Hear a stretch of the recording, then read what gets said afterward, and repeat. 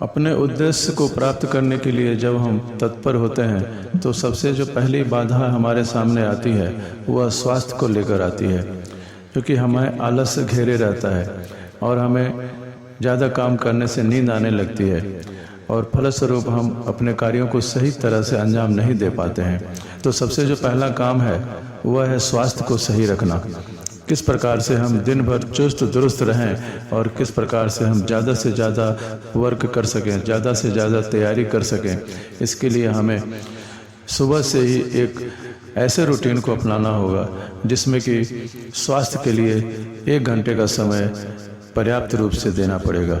1 घंटे का समय अगर हम स्वास्थ्य को देते हैं तो हमारा मस्तिष्क ऊर्जावान रहेगा और सारे दिन हम चुस्ती फुर्ती के साथ पढ़ाई या जो भी कार्य करना चाहते हैं वह दक्षतापूर्वक कर सकेंगे।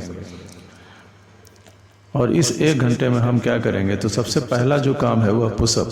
अगर हम पुशअप रोज 30 पुशअप अगर लगाते हैं, 15 पुशअप और फिर 2 मिनट रेस्ट लेकर फिर 15 पुशअप।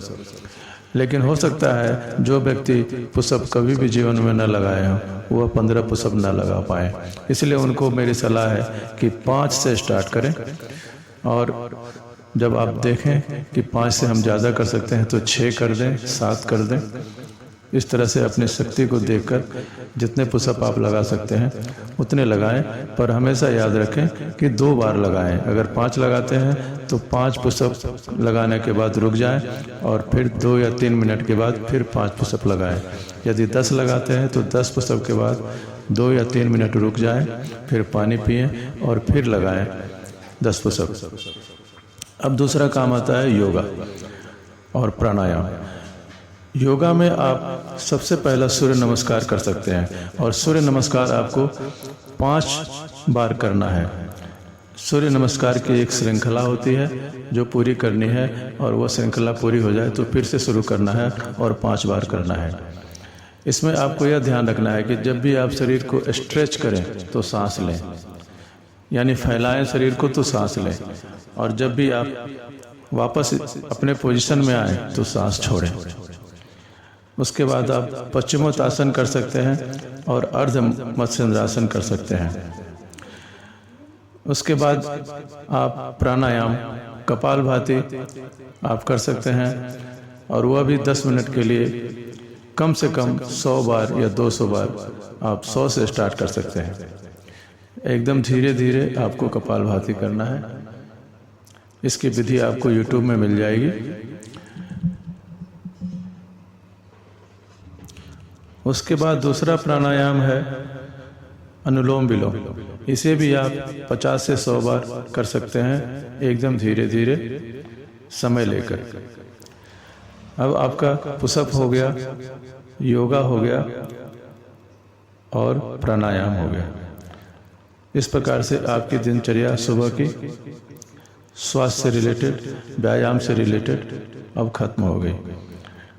अब आप नाश्ते में क्या लें यह बहुत मैटर करता है, क्योंकि अगर आप नाश्ते में कुछ भी ले लेते हैं तो आप सारे दिन आलस्य का शिकार हो सकते हैं। इसलिए आप नाश्ते में हल्की चीज़ लें। चना भिगो कर रात में रख दें और चना और प्याज, हरी मिर्च और नमक मिलाकर सलाद बनाकर आप उसे ले सकते हैं। यह नाश्ते में लेने से आपको सारे दिन आपका शरीर ऊर्जावान रहेगा और चुस्त दुरुस्त बना रहेगा। आपको सारे दिन कभी भी नींद नहीं आएगी। उसके बाद आप रोटी सब्जी भी ले सकते हैं, लेकिन जो पहला आहार आपका रहेगा वह भिगोया हुआ चना या भिगोया हुआ मूंग। तो इस प्रकार से हम देखते हैं कि स्वास्थ्य से रिलेटेड